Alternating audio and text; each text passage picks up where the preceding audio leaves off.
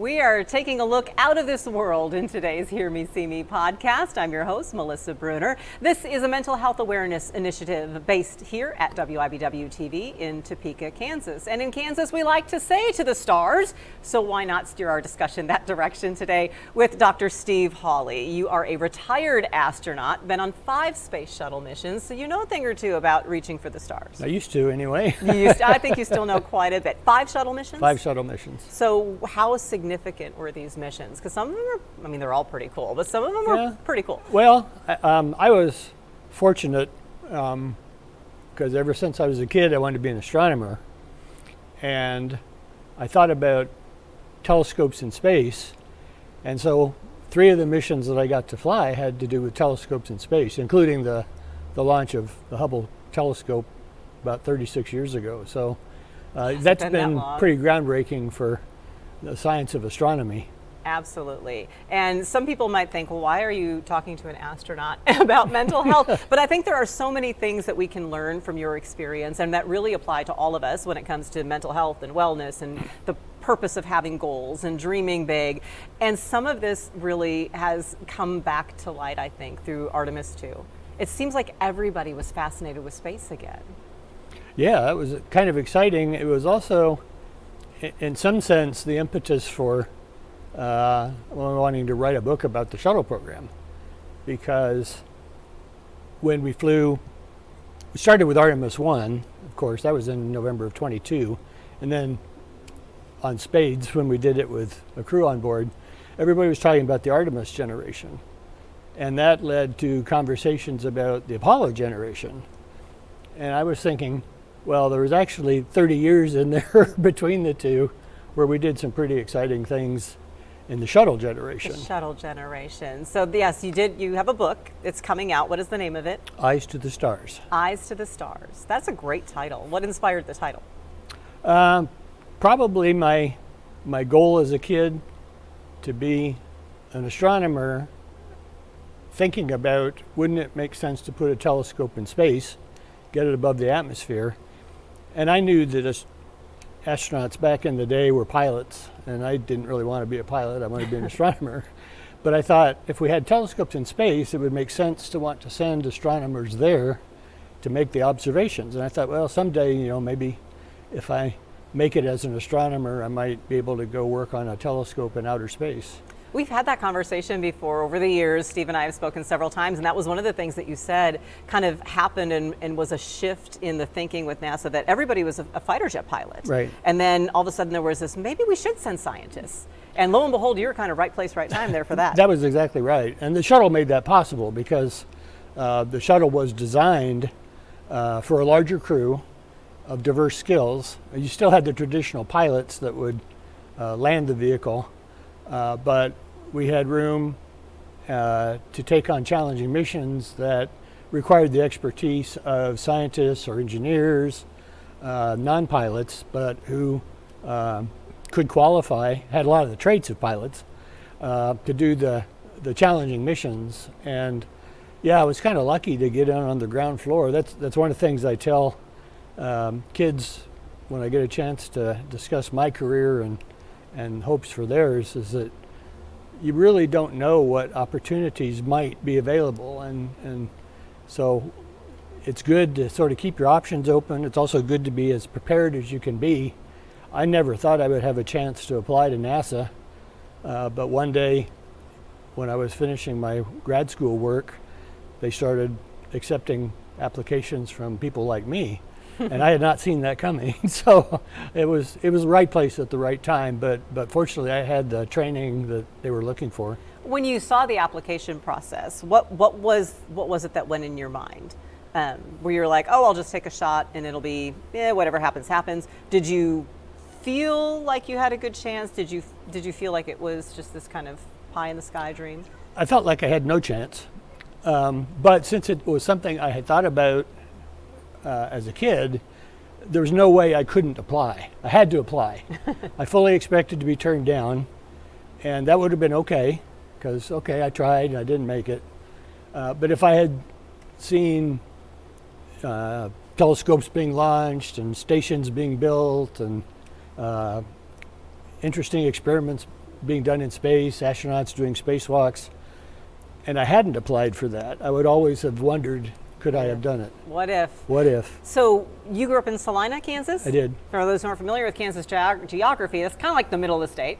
So you're like, if you're from Kansas, you are like definitely from Kansas because you're from smack there in the middle. Flat land all around, right? So what was it that inspired this dream? Well, as I recall, we had a unit on astronomy when I was in elementary school. It was probably a unit on science, and part of it had to do with astronomy. And it struck me as interesting that astronomers were a little different from other kinds of scientists in the sense that, if I'm a physicist, I can set up an experiment, perform the experiment, I'll get a result. Then I might want to change my experiment a little bit and see how the result changes, and that's how I get understanding and learn new things. But astronomers can't do that.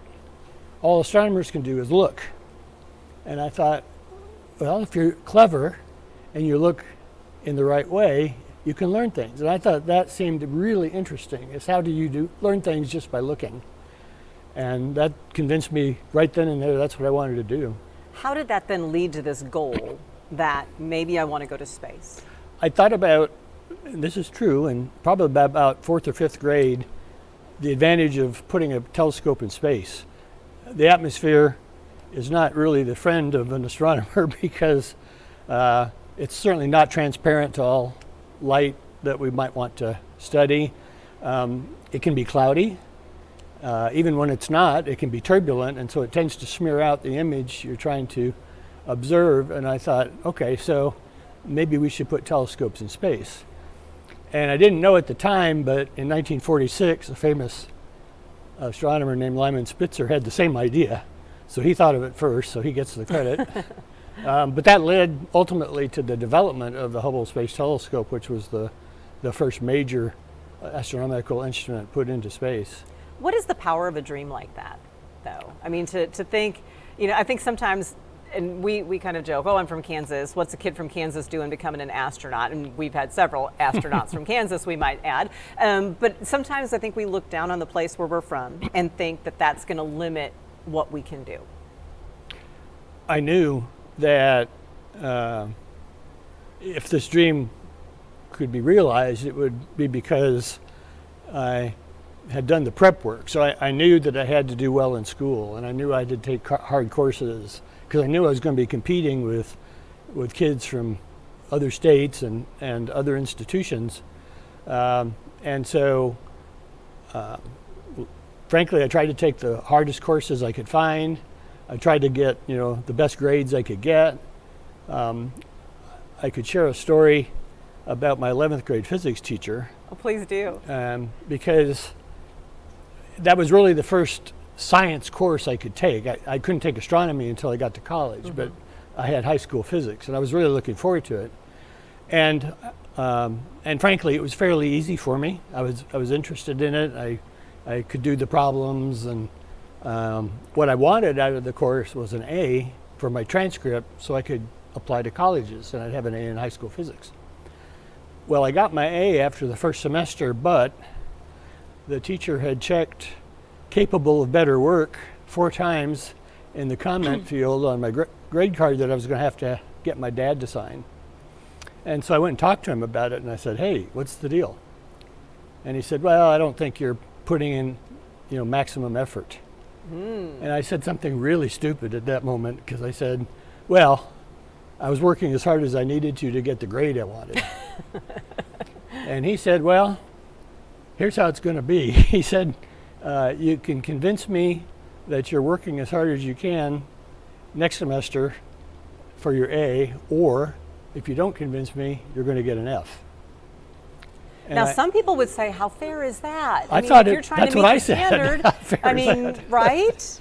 Yeah. Why are you putting a different standard on me than you would on someone else? But what I didn't realize, and he helped me to see, was that I had already decided I wanted to be an astronomer, and now I'm taking physics.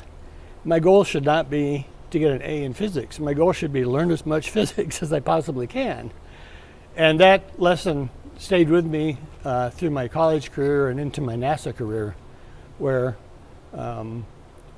a lot of times you're the best judge of whether you really understand the topic. And with the people that train us for spaceflight, for the most part, haven't flown. And so, yeah, they could teach you how the systems work, but whether you really understand it and know how to use it, it's kind of up to you. And so that lesson was really important for me in my career to say, well, okay, do I really understand what's going on? Am I putting in the effort to really do the work? And I've been grateful to Mr. Lewis ever since. You know, this could lead into a whole discussion of, gee, do you trust AI, and what's the downside of AI, and do we really understand the things that we're spitting back out?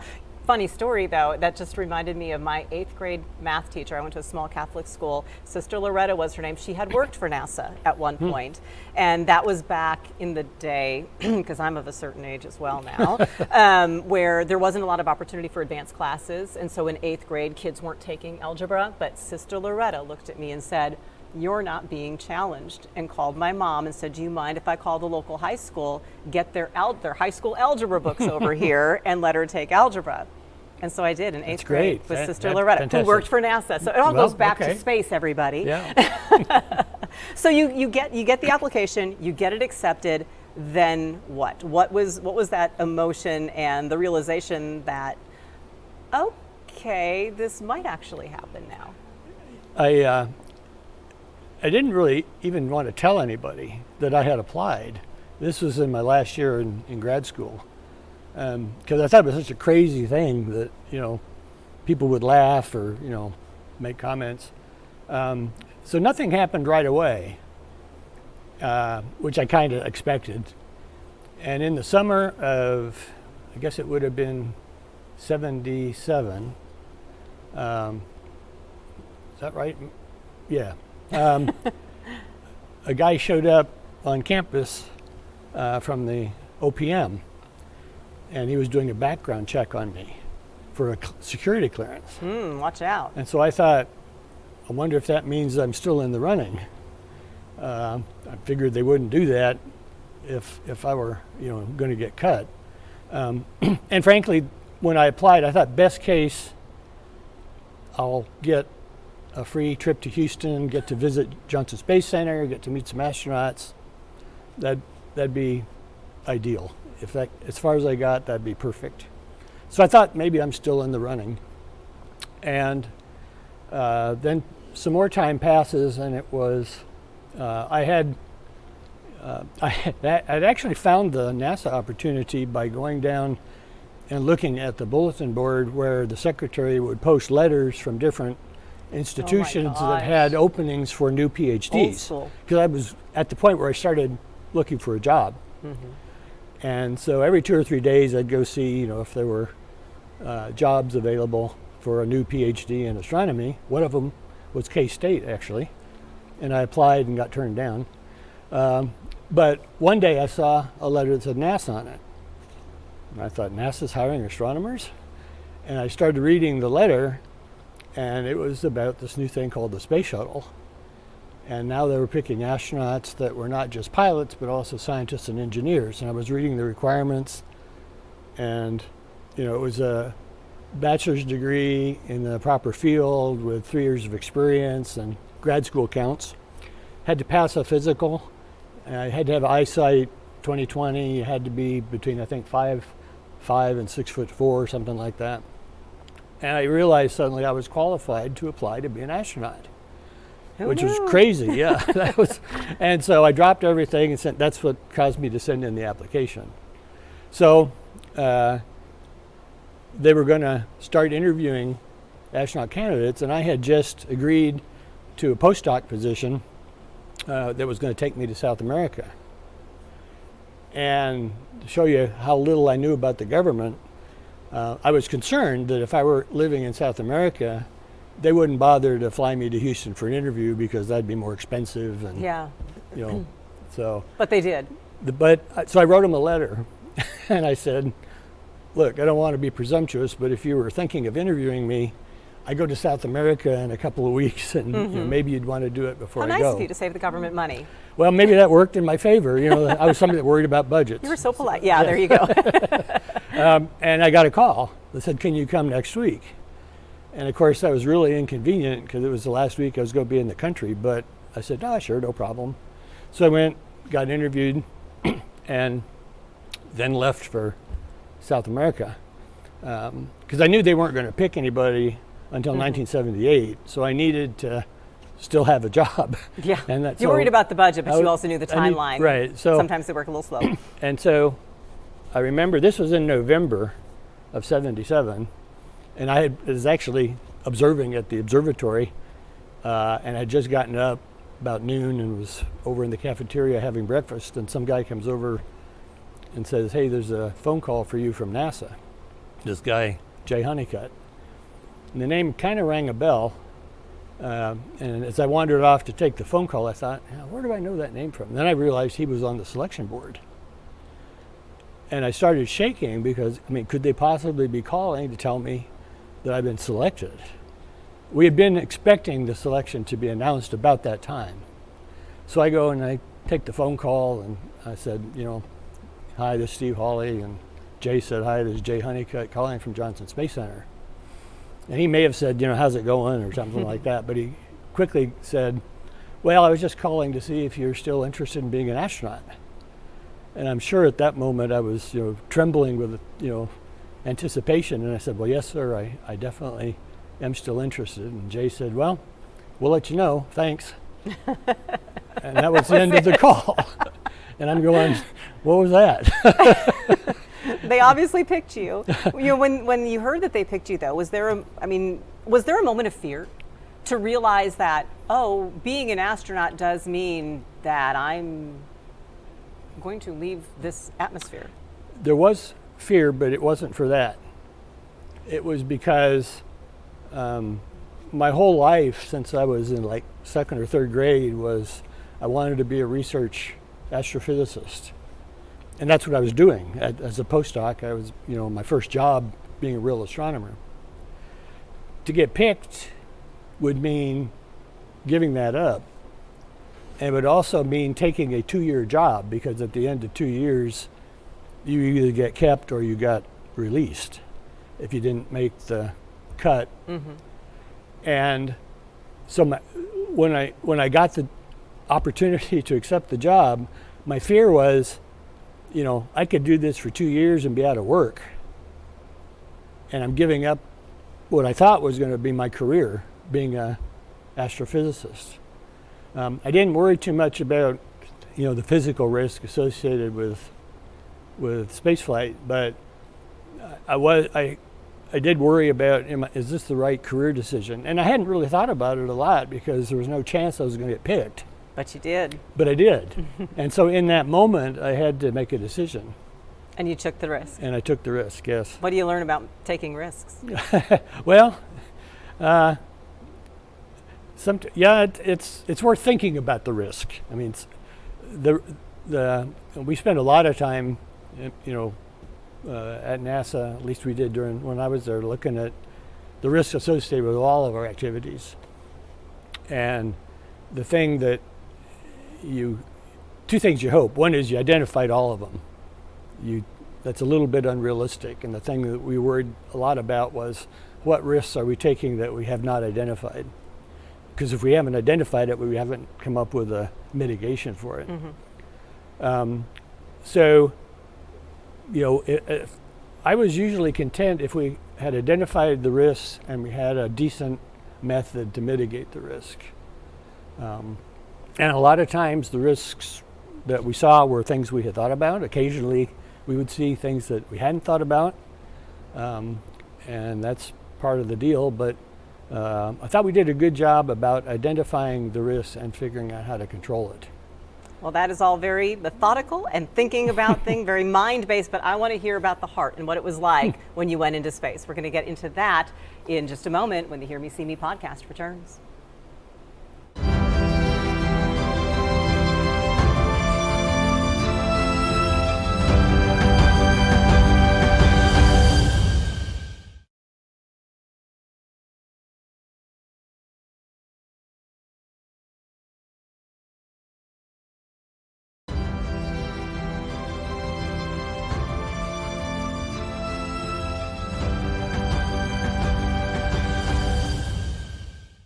Welcome back into the Hear Me, See Me podcast, where we are taking a view out of this world today with retired astronaut Steve Hawley. Thank you so much for being here, first of all, and for sharing that journey to realizing that dream of becoming an astronaut.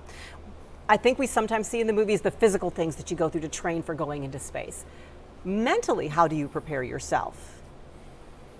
Yeah, well, for me, it was, maybe you can't prepare as well for just the experience. You know, my goal was to be as mentally prepared as I could be for the jobs that I was assigned on the mission. And that was kind of my focus. So I didn't really think too much about the experience other than this is probably going to be really cool. Yeah, so mentally preparing for your job meant what? Making sure that you were going to be able to keep your focus, Yes. think under pressure. Understand my job on the crew and for the mission, to know that I had trained and prepared as well as I possibly could to be able to do that. Also, how can I help my crewmates do their job, since this is a team effort. And, you know, at any given time, it may be you're the guy that has the right knowledge or can reach the right switch or do something that's going to save the mission or save your crew. And so those were the kind of things I thought about. How much did you have to learn lessons about relying on each other and maybe giving up control? Yeah, I thought that was interesting for me. I didn't think it was particularly hard, although one of the things that we would tend to look at when I was on the selection board picking my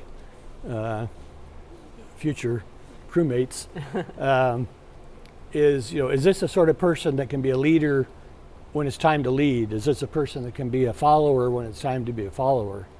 Yeah, there's a commander on the mission, but the commander is not necessarily going to be the expert on everything that's happening. So sometimes during the mission, you're going to be the expert and you're going to be in charge, and you need to know how to make sure that your team is doing the right thing. Sometimes you're not going to be in charge, and you need to make sure you're doing what you need to do for the team. And those were things that we're able to train for. The shuttle flights were typically a week or two long, but the training was more than a year generally. And so you had a chance to work all that stuff out in training. A week or too long, so yes. And we heard a lot about this when Artemis II came back. The crew talked a lot about that tight space that they were in. How do you train for that, to be in that close of proximity with people? Or maybe you're telling yourself, it's only for a week, I can stand anybody for a week. Right.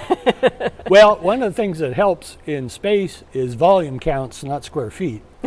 And so we would train on the ground, and you'd be with, you know, 5 or 6 or 7 crewmates in the simulator. And so actually on orbit, it feels a lot less crowded because, you know, people can float. So the ceiling's available if you want to go up there. And so that really wasn't a problem. I mean, you wanted to be considerate of your crewmates because everybody's, you know, you're eating, you're shaving, you're everything, you know, as a group. An arm length of the person, you can't get away from them ever. Yeah. So, but the general that worked well, and I think part of it was because it was such a interesting, unique experience to be in weightlessness that, you know, you really didn't mind sharing it with your friends. How do you prepare for or did you learn any different coping mechanisms? Because I think sometimes when people face a challenge, or if they're having maybe a conflict with someone, or you're just having a bad day, a lot of people, a coping mechanism is just walk away from that situation. You're in outer space, you can't just walk away. It would probably bring up some complications if you just walked away. So what kind of different coping mechanisms did you maybe employ to get through that time? Yeah, normally, you know, if that is an issue, it's come up in training, and so you've learned how to deal with it. Did you learn how to read each other pretty well? Yeah, I think so. And most of my crewmates and I got along very well. There were, you know, only really I can't think of maybe one or two times when, you know, there was friction for some reason. But how do you translate that into your daily life? Are there other coping mechanisms, or the ability to read someone and maybe diffuse a situation? How has that translated into the rest of your life? It's a little easier to get away. Yeah, I suppose so. You can walk away now. You can walk away But now. the ceiling's not available. That's right. Well, I think maybe one thing that I learned was to be careful about what you say. I mean, think about what you're going to say. And maybe that leads you to conclude that you shouldn't say anything. And so maybe that's one of the lessons I learned is, I'll just ignore it. And Think before you speak. Yeah, think before you speak. That is a natural habit to develop because most people want to think about what they're going to say on the radio. So if you're going to talk to mission control, you've thought a little bit about what it is you're going to tell them, what you're going to ask, if you want to ask a question or tell them what you're doing if they need to be informed. So it became kind of habit to think about what you were going to say before you keyed the mic because you didn't want to sound like an idiot on air to ground. Exactly. You've had an experience that most people have not. Take me through that moment of liftoff when you're sitting there and, can you feel the power behind you as you're leaving Definitely. Earth? Yeah, definitely. Now, in my case, liftoff always surprised me because my launch record was so bad. You always thought it was going to get scrubbed at the last second. And often it did. Oh my! Then you have to go back and prepare yourself again. I had the worst launch record ever for anyone. This is not a record that anybody wants to break. I would love for somebody to break it, but and so people would often ask me, were you disappointed, when you scrubbed it, 15 seconds before launch, and I would normally say, well, if you think of all the things that have to work in order to launch, including having good weather, at several places around the world, you're an idiot to even try it because, the odds are so low. So I was actually never really surprised when we scrubbed. I was more surprised when we launched. Okay, describe that moment then. Yeah, so the liquid engines start about 7 seconds prior to T0. And you can hear that and you can feel it. There's a rumbling in the cockpit. And then at T0, the solids light. And the noise increases a bit. And you feel like, I never launched off a catapult on a aircraft carrier, but my friends who did said it was a lot like that. So you sort of jump into the air immediately and you feel the power and the acceleration and the noise and the shaking. The noise dissipates for a while. As soon as you get high enough above that you're not getting a lot of reflected sound off of the launch pad. But you're shaking pretty violently while the solid rocket motors are firing, to the point where sometimes it's hard to read the displays. Did you have time to process that? Not that it got old by the fifth one, but especially that first one. Was there a moment ever of awe? That you realized this is happening? You try to fight that, at least I did, because I wanted to stay focused on my job. But yeah, it's new and different, and I found that my second launch, I was able to see more things and experience more things and be a little bit more ahead of what was going on. And the third flight was better still, the fourth and the fifth. You really got to experience it and enjoy the moment. Yeah, so I wonder how I survived my first one, because how little I you were just knew what was going on. It was nerves, but yet you overcame them. Well, and it's again, one of the things I tried to do, which I think was helpful, was, I got some specific things that I'm responsible for during launch. And so I was going to focus on those to the exclusion of everything else that's going on, So if somebody said, oh, did you see, that thing over here? No, I probably didn't, because I was focused on something else. Do you remember, though, the first time you looked out that window and saw I do. Earth? What was that like? Yeah, it was after the engines shut down on my first launch. Out the front window was the sky. And we had to maneuver to be in the right position for the maneuver that would actually put us into orbit. And as we did that, the Earth rose in the forward windows. And that was the first time I saw the Earth. And I remember Judy Resnick was one of my crewmates on that flight, and she was on the middeck for launch. There were 4 of us on the flight deck, and she was downstairs. And during training, when things were failing and we were floundering around on the, we would say, "Oh, blank," Yeah. and she said, "No, I don't want to hear any of that." And she says, "When we're going through this launch, I don't want anybody saying, oh shit, No or naughty words, no naughty right? words." And I remember as the Earth rose, and I looked out the window and saw it, I went, "Holy blank." And she said, "Knock that off, I'm coming up there." She thought something was wrong, She thought something was wrong. but you just couldn't help yourself. I couldn't, no. Is it truly as awe-inspiring as I imagine it would be? I think so, yeah. One of the things that, one of the takeaways was, first of all, how much of the Earth from the orbit I was in is ocean. If you look down on the Earth, odds are you're going to see the ocean. We could see a very thin blue envelope covering the Earth, and that's the atmosphere. And that's how thin it is. And that was kind of an eye-opener. Another thing I noticed was that in the old days, the astronauts used to say that from space, you don't see boundaries. So the thought was, we're all inhabitants of the Earth. And it turns out that's not true, that you can see boundaries. And it's usually the result of how different countries choose to use their land. And so after a while, I could tell where we were over the Earth just by what I could see out the window, which was I hadn't expected that. And that was, very interesting.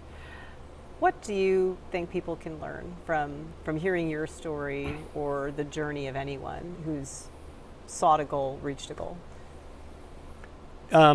Well, you have to be persistent.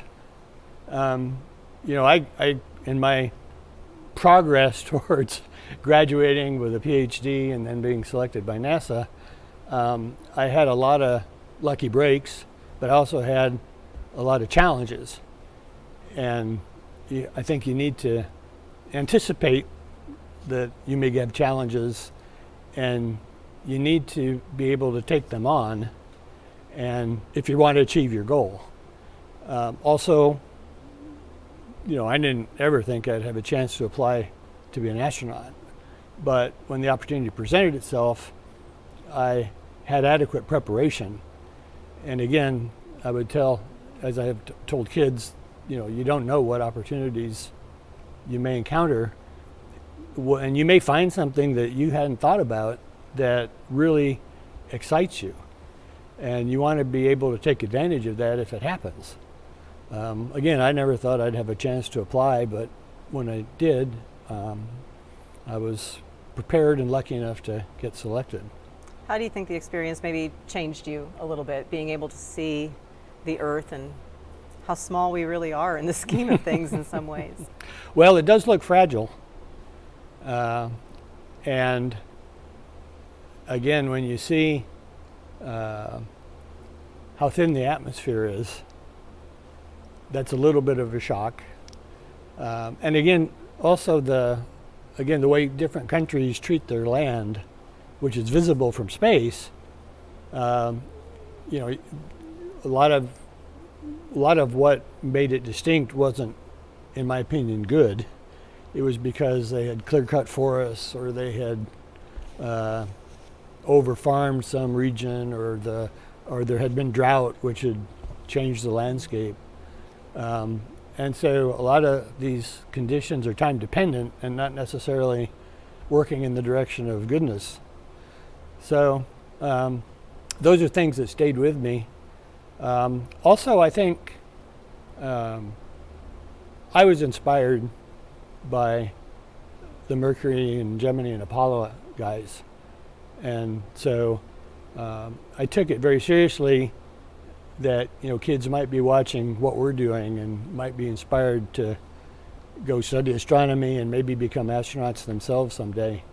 We don't need everybody to be an astronaut, but we need girls and boys that are willing to study science and math and engineering and develop the next generation of whatever it is that, makes our economy strong and helps the lives of the people. So I think most of us took that fairly seriously, that we needed to be good role models for the people that might be watching what we're doing. You never know what happens when you dream big. That's true. Steve Hawley, thank you so much for sharing your dreams and the journey that led to them and what we all can learn. And it really is a good lesson. No matter your space in the world, no matter how small you think you are, we hear you, we see you.